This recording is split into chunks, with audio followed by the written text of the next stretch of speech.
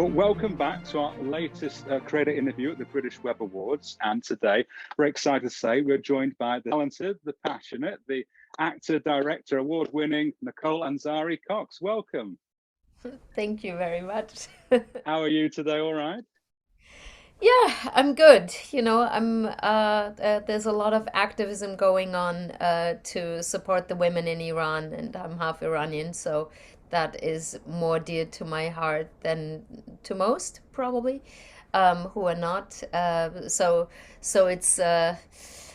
there's a lot going on. Yeah, but I'm good.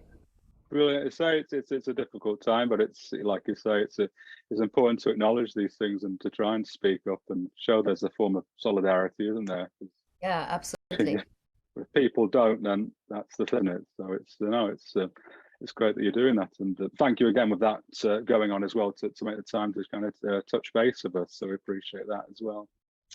Um, I'd just like to start off and just really talk about kind of how you began your journey kind of into the creative kind of landscape. Really, was it originally through acting, or what was kind of the beginning of your pathway there, Nicole? Yeah, I was lucky. I grew up in Germany, and my teacher in elementary school was an actress at night. Okay. She brought the stage very much into the classroom. Like when she would explain, for example, the different colors and how to put mixed colors together, she would recite a poem while she was doing that. I got accidentally cast as one of the shepherds in the Christmas spectacular, or whatever they called it there. Um, because I just raised my hand. She asked a question and I said, well, I haven't raised my hand all year. I might as well raise my hand. And she's like, okay, Nicole. And then after school, I wanted to leave. And she said, where are you going? "Oh, we have rehearsals now."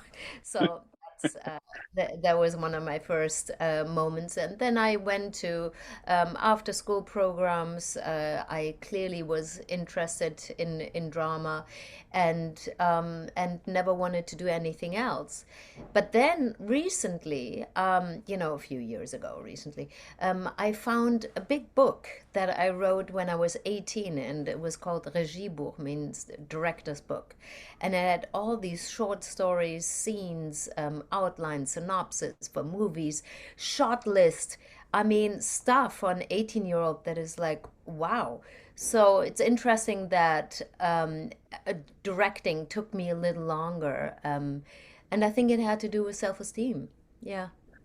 I was going to say, because it sounds like there that the seeds were kind of sown, weren't they? From that being 18 years old, you obviously had the interest for the bigger product of it all, which is directing, isn't it, and stuff. Yeah. But so when you say self-esteem, you just thought I'm not ready yet for this, or it's kind of like, or There weren't that many female role models, and I was very, very passionate about acting. So, and I always had work. It wasn't like I was scrambling about. I was an adventurer early on. I lived in many different countries. I speak different languages. I worked in different countries. So, there was never a dull moment. It wasn't like, oh, I don't know what to do with myself. So I think I just got busy and swept up in the wonderfulness of it all. Um, and there were moments that I would direct something, but it was only when I heard the calling. And I literally heard the calling, and it was the same for Messi, which, you generously showed, and which wonderfully, got the awards at the British Web Awards, amongst others. So it was the same. I heard this in a voice, you got to direct this. So when I hear that voice, then I listen to it. as it should be, as it should be. I think I mentioned to you when I spoke to you in person that I do some teaching and Yeah. stuff, moving into that. And I remember talking the other day about self-esteem and stuff. And you try and give people lessons that hopefully will save them some time. And I remember saying to them that the minute you really start believing in yourself, things starts to happen. But when you've got that doubt, and when you're not too sure, but when you've got that belief in yourself and this is the right thing to do, everything seems to kind of become a bit easier, doesn't it, and stuff. So it's nice when you do get that feeling. So going back to your feeling then of messy. Now, the very first British Web Awards interview I did was actually with your writer and star Kate Warren. So I've already got some insights. So and I was asking her how to get your director on the board, but apparently it was a script reading. Is that right? Yeah. Yeah, Yeah, can you tell us a bit about that? yeah, we did this. Kate, I know Kate from my boys' elementary school, um, and her kids went to the same elementary school. There's an elementary school element here, Okay. recurring theme. Um, and she asked me to be in one of her episodes, which we never got to, by the way. And we did a reading in a small little theater in the village here in New York City. And I hadn't read the whole script, it was 18 episodes altogether. Wow. So we were sitting around the table, and as I'm reading this, I see the whole thing like a film in front of my eyes.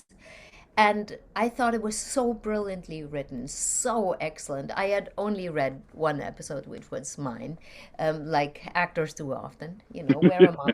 And the rest, Um, and I heard this voice inside saying, "You got to direct this." And I thought, who am I to say you got to direct this? I have never directed. I directed two short films and, small things for the stage, preludes for a quartet and readings and stage readings, not even a full play. So I figured, I can't say that. But I just kept it inside. I didn't say a thing. But Kate kept looking at me like she's really getting it. She's getting all the nuance, all the jokes. And the next day she called me and said, "Nicole, I've been thinking about this. Would you like to direct this?" Fate, isn't it? Fate. It's a bit like when minds connect. But I remember her saying during the read through, she said, I could keep hearing a laughter coming. She said, I kept hearing this laughter, and that must have been obviously yourself there. But yeah, no, yes. And then the next day just rang up and said what was on your mind. Yeah. Terrific. Yeah. Well, I didn't say it. She I know, called, no, yeah, yeah, yeah, which yeah. is which is so insane. That's what I'm saying. It was on your mind, but she rang you, and you think, well, Yeah. that's certainly fate if you don't hear anything else, isn't it? Yeah. That's Yeah. terrific. So then you've got the script. What was your feeling then when she asked you to kind of direct? Then was you full of those ideas like when you was 18 again? Did you have all these kind of uh, Absolutely. Just came pouring in. I, brilliant? I didn't have to sit down and wait for ideas to come. It was while I was reading it, I kept taking notes. Oh, this shot, I could see the shots. Like everything was just flowing. Yeah. That's when the moment's there, isn't it? And vice versa, when that doesn't happen, that's when it can be a bit worrying as well. So it's great that yeah, you're in that moment, and I suppose it is a bit like going back to that 18-year-old you again. You think, yes, this is passionate, and that's the best thing about creativity, isn't it? It brings out that side of you. It becomes less work, doesn't it? It becomes more. This is passion. This is what I want to do, and that's great. Being in flow. Yeah. Oh yeah, 100%. And in terms of like going to say like kind of a Nicole stamp, was there some vision for you that you wanted to do visually with it that was kind of like, this is how I think it might look, or was there any take you took on the project? Yeah, What? for sure. There were moments like that one moment we didn't have an opening yet. And every time I would look in the hallway, there was something about this hallway that kept haunting me. And every day I just stood there sometimes, just looking. And then all of a sudden it popped, and we had a little time because did we have second unit or something? I can't remember, but we had a little time before the next shot. And I said, Kate, can you just come here? And can we bring a mattress here? And can you just put a really pretty dress on? Yes, this one. Yes, and that scarf. And then can you just run towards me and super happy and cheerful?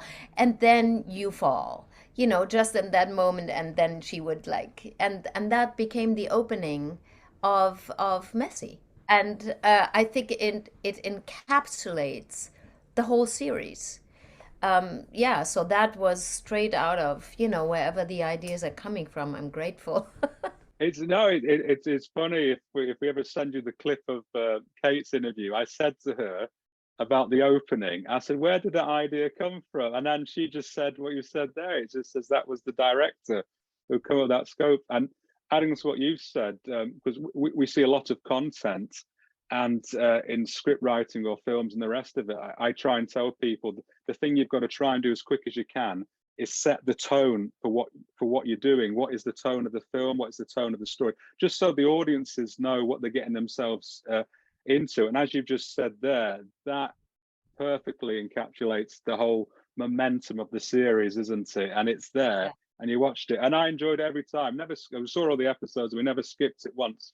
Always watched the intro. Thought it's fabulous. So yes. So again, it goes back to you've got the idea, and you brought it to life, which is great, isn't it? And the music goes well as well, doesn't it? The music goes well for that particular Oh, bit. that's, It's yeah, yeah, yeah. That's Gabriel Wharton. That's actually Kate's cousin. oh really? There you go, isn't it? Small world of it. Hmm. Um, I was going to say, we see building on that. Then, was there any other aspect of, say, the casting or the shooting that you was able to get a stamp on, or was it just did it all just flow like that for the rest of it, or any moments that you thought that's exactly what I had in my head, or Some of the stuff just came together when we were on the set, especially when we had group shots, like with a lot of people. Like we had the PTA people, the girlfriends who were talking behind our back, like all of these things. So those things really, because there were so many different actors involved, and mainly friends, a lot of them who are not even actors, um, and those things I would figure out on the spot. um, but it's a collaborative element. There's the cinematographer would go and say, hey, why don't we do this? And then I would go, why don't we do this light? Why don't it's collaborative. So I wouldn't want to take too much credit for it because there is so much that was already in the script. If it hadn't been so brilliantly written, it wouldn't have sparked my imagination that much. it's like the domino effect, isn't it? And that's what happens in these Yeah. collaborations, and especially you probably agree, especially in comedies as well. You've got that probably more opportunity in comedy to collaborate with kind of lots of ideas, I guess, as well. So it sounds great that that was the way it came across there. Was there one day of filming that was the best of all of them? Was there just one day in particular that you thought that has a special memory for you, or is that? I can see you smiling, so Yeah, so yeah, probably like we had the cat, what we call the catwalk, when all the men come to life from the app. She's swiping on the app, and the men come to life and introduce themselves to her. yeah, Um, so we had a lot of people, and some of whom we didn't know. It wasn't all friends because not a lot of men wanted to ridicule themselves, to be honest. yeah. Um, and become a laughing stock. And there were a couple of really dodgy people, like one Oh, in particular great. who came to the set drunk, and so but that day was just the most gorgeous day in New York, and we had so much fun. I mean, we literally wiped our tears from laughter Oh. of our faces just having these men come and be part of it. It was fantastic. You listen to these stories of how it come together, and you think it's just magical, that creative journey, doesn't it? And it kind of feeds your soul a bit, I guess, doesn't it? Doing those things there, Oh, though. absolutely. Absolutely. When it all comes together, there's nothing like it, that feeling of it's like you're building something. Yeah. I was going to say, I can't remember from talking to Kate, was there a screening at the end of it to showcase it originally, or was there? I'm just trying to think about what your first experience might have been watching it on the big screen was like, or was there a moment like that? Yeah, we had a very early screening. I think it wasn't even color graded at that point, at the Slipper Room, which is kind of an iconic downtown burlesque place, really. So it's a really cool place with a bar and a big screen. They have a little cinema, and it was packed, absolutely packed, and people loved it. They were roaring with laughter. And I mean, the audience reaction was just phenomenal. So that was, and I don't think I've ever been this nervous in my life. You know, for once, Well, I'm not on screen, but if it sucks, like I'm responsible for it not working out in the end, right? So yeah, yeah, yeah. uh, that was a great moment. It was on November 9th. I remember it was Kristallnacht, the um, famous, you know, uh, Nazi day where they burned the books, Yeah, yeah. which we see happening in this country as well, you know. Strange old world, isn't it? That's the problem at the minute. But we keep going, and hopefully it's things like kind of comedies and entertainment that give people a bit of escapism, really, isn't it? Because if you or theatre, where you can get a message and stuff across, which leads me just to saying, I was lucky enough to catch your play at this year's Edinburgh Fringe as well, and just wondering if you've got a few minutes just to talk us through kind of what the journey was of bringing that particular production to the stage as well. Yeah, first of all, thank you so much for coming. That was truly such a beautiful moment.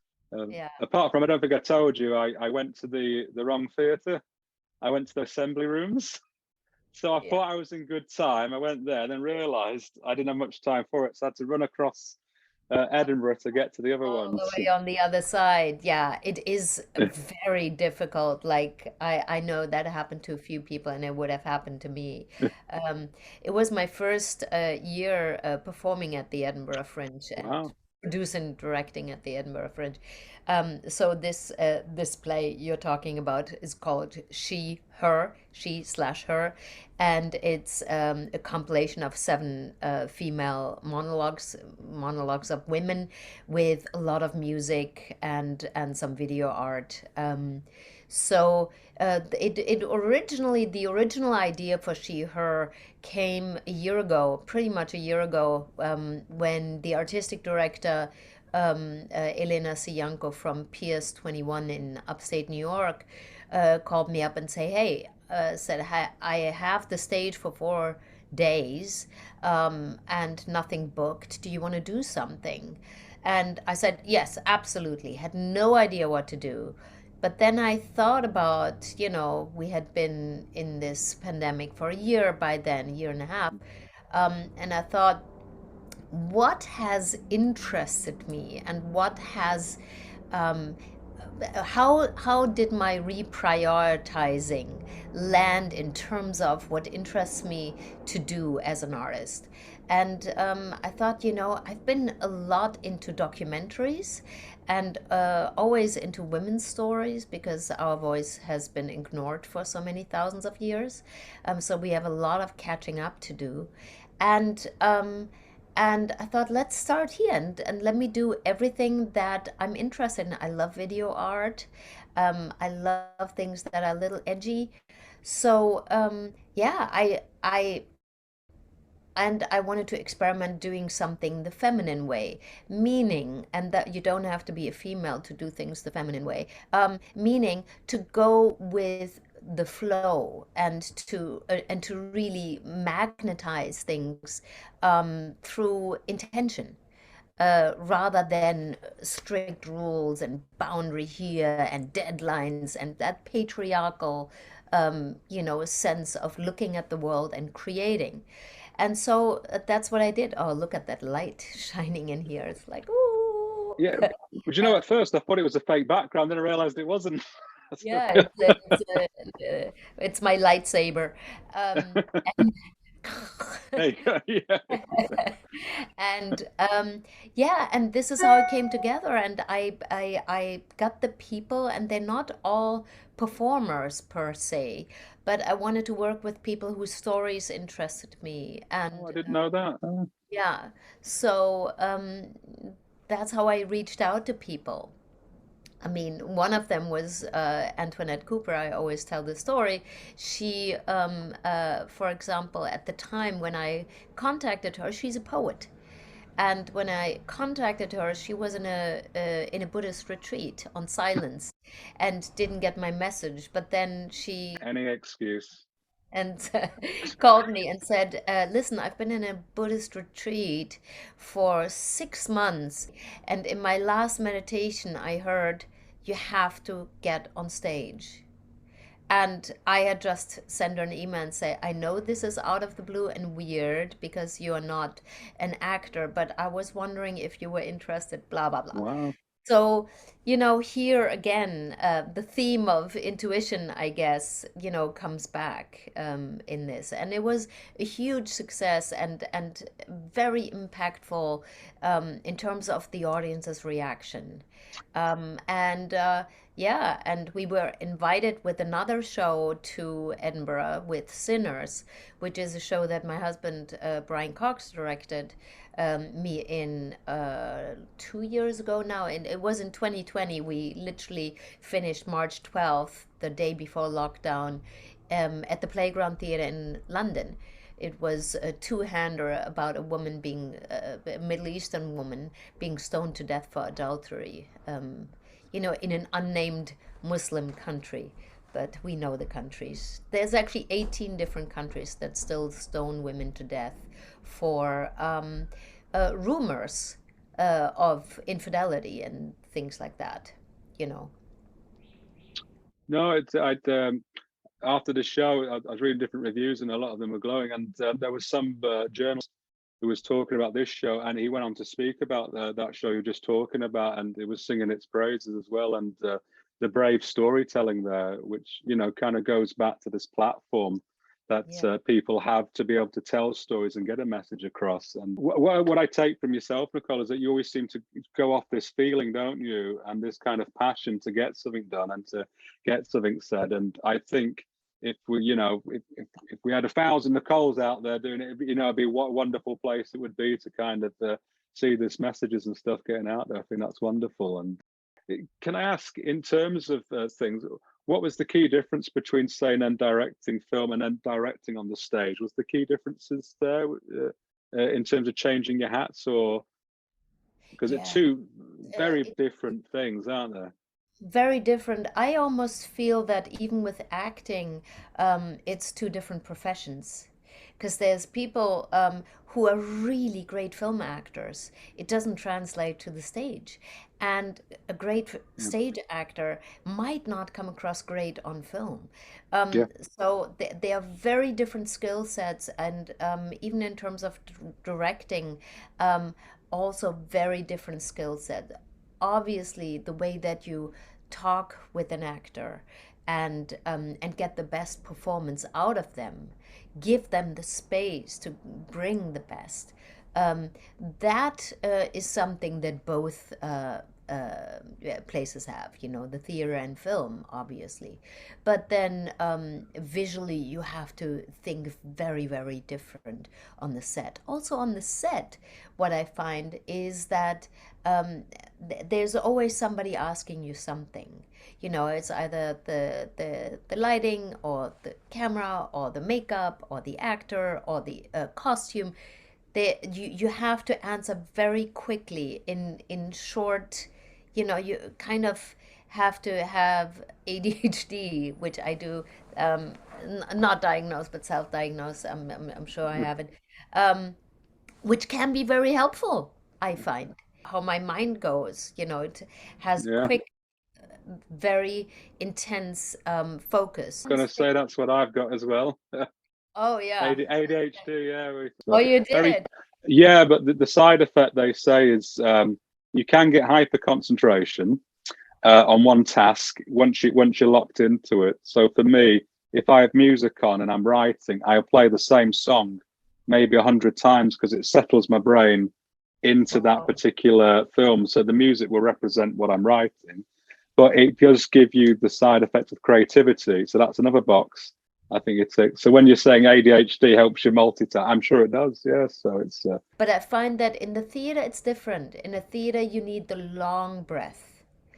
Um, so that is in a way more difficult for me to have the long breath.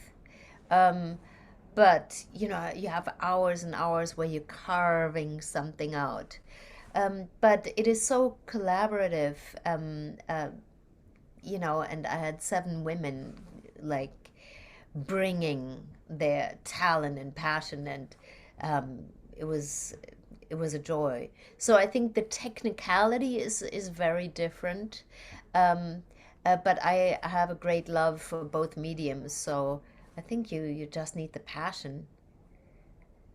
100%. And again, from me having watched the particular player, because I was running late, I got there on time because it slow started, but I was like exhausted and like dripping in sweat when I got there. So when I got there, I kind of went straight to the back of the room. But the good news was then I could watch everyone as they're watching it, and men, women, everyone was just seemed to be absolutely fixated on the performances on stage. So it really hit home the actual piece there. So just in case, obviously, you may not have seen those perspectives at time because you're up there on stage. But no, I did. I was right at the back looking at everyone, and it all seemed to be just everyone. No one was looking at the watches. You know what I mean? Everyone was just yeah, fixated on it. So yeah, it hit home, which was great. Yeah. So yes, that's perfect there. So moving onwards, what are the kind of future plans for yourself or projects? Anything else you're looking at kind of doing either in the film medium or the stage medium? What's next for yourself? Yeah, so I'm definitely looking into bringing she, her to different stages. You know, my vision really is to bring it to different countries and then always involve local people. So that is something I was approached also by a documentary filmmaker who asked me if I didn't want to make a documentary about it, which I'd love, you know, so that is a possibility. Um, yeah, and then some people saw Messi and approached me to direct a series that is a French American series. Um, I can't talk much about it right now because we're in the development stages of it. Yeah, Have 2 great French producers on it, and we're looking at the other side of the funding. Yeah, and it's, I would say, a cross between Fleabag, 10%, Call My Agent, and what else did we say? There was, you know, it is definitely in that vein, in that kind of dramedy, crass world, which plays between Paris and New York, 2 of my favorite fantastic. places in the world. So it was very easy for me to say yes to this. Yeah. Brilliant, really. So that's exciting. It's brilliant. Just stepstoning on that one there. For any kind of young filmmakers out there and stuff, how important? Sorry, let me change it. How advantageous would you say it is to make a web series, almost like a calling card or something like that? Because obviously you've made this project, and you can then show people what you can do, and it looks like it might be taken off, which is fantastic. So, what advice or advantages would you tell people about why to make a web series? Sorry for such a long question there. No, no, no, I think seeing it as a calling card, I mean, don't put all your hopes into it because, you know, we were really hoping that somebody would come and take it on and say, hey, we're gonna redo this with a shitload of money. And, Brilliant. you know, um, and you can be the showrunner and you can be the, you know, that was the ideal scenario, or that they would go, oh, high maintenance started in that way, and then, you know, would then become a series on HBO or Showtime or any of those outlets. And that didn't happen for not for lack of trying. We did go around, but it's not like I had an in to like the big, the studios and the networks, to say, hey, I did get some encouraging, like, slaps on the shoulder and saying, wow, fantastic, really love your work.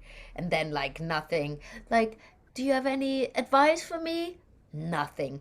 So it's not like that completely changed, Yeah. changed my life. But, and you need the long breath for this, going back to the breath. Um, Finally, somebody saw it, saw Messi, and said, hey, this is the kind of director that we need. She's bilingual. That's exactly the vibe that we're looking for. Let's do this. So, yeah. Good things happen, isn't it? Yeah. It's a, Like 3 years, it's not like that happened when it came out. no, yeah, it is like you say, it's the long game at times, and I think that kind of reinforces as when you're passionate about something, as long as you're enjoying the journey, isn't it? Yeah, And you're making something you like, and if something happens, great, and if something doesn't happen, you had a wonderful time doing it, and it'll be something that sits on your shelf that you're very proud of as well, isn't it, and stuff. So it's absolutely. yeah, Absolutely. Yeah. Yeah. enjoy the journey, because it's crazy times. One thing I wanted to mention to you is as well. I've mentioned this in every interview I've done so far. We talk about directors and that, and especially female directors coming into the kind of field. At this year's the second British Web Awards, I didn't realise till after the show it was 70% female directors to 30% male directors. So it's a nice state of affairs. I'm not sure what it was in the first year, but definitely the second one. It was very. I actually tallied it all through. I thought, oh, started to see more and more names. So that's an interesting end. That's not in the mainstream, but it's nice to see that is coming up. That is great. We're getting a little bit of tokenism from, the the big places. Um, but I think always when you look at web series and anything that is a little on the fringe, um, that's where the movements start Yeah. until they become mainstream. So I applaud you for bringing so many great female directors on board. Right. Well, say it's always the work. You know what I mean? Always down to the work and what's in front of you. So it's just great to receive it, and then it's great to see where it's all coming from, and it's a lovely job to have at times. We say running the festival's a bit like having your own independent TV channel where you get to watch all these different great shows that you wouldn't have normally seen and stuff, and that's fantastic. So we love it. Brilliant. So any final advice or words of wisdom you would give to share or give out there? Just put you on the spot, sorry. Just any final words of Uh, wisdom, really? I wish I had wisdom. I just would say, keep at it. If this is really what you want to do, keep at it. Don't take others' criticism too seriously. Try to, a lot of times it has nothing to do with what you just did. Um, and keep plowing on and be inspired and make art and don't do it if you can do anything else and would be happy because it's just too difficult. you know I mean, that's what my teacher always said about acting. If there is something else you can do and be fulfilled, do that. Because it is the odds that you will be successful are so against you. It doesn't mean that those odds will, will determine your career, because there's always the exception to the rule. But only do it if you're absolutely and if you have something to say that just needs to be expressed in that way. And every story is worthy telling. I think every human being has a story that is worthwhile. So it's not like, there are stories that are a little more pressing and interesting, obviously, but yeah, just keep at it. Do what you love. It's lovely, lovely advice, then lovely words, and again, one aspect there as well, which is like if you've got something to say, I love that. I think that's terrific, really nice. But I can't think of a better way of finishing that interview. That was absolutely lovely words of advice there, and yeah, that's terrific. So hopefully you keep smashing it like you are, and there'll be great work coming out. Thank And yeah, you. oh, pleasure, and thank you for coming on and sharing your journey with us. It's been delightful. Well, And thank you so much for having me on, and also, kudos to you for creating this. It's a great platform and a great festival. I wish you great good luck. oh, thank you. Again, we just tried to make a festival for people that make stuff, just to kind of say, this is great, and what would you like to see? And that's what we try and shine the spotlight on people that wouldn't normally get that. So that's terrific. So thank you, yeah, for your kind words there. So thank you very much. And hopefully we'll chat soon. Okay. Okay, thank you. Pleasure. Take care. You too.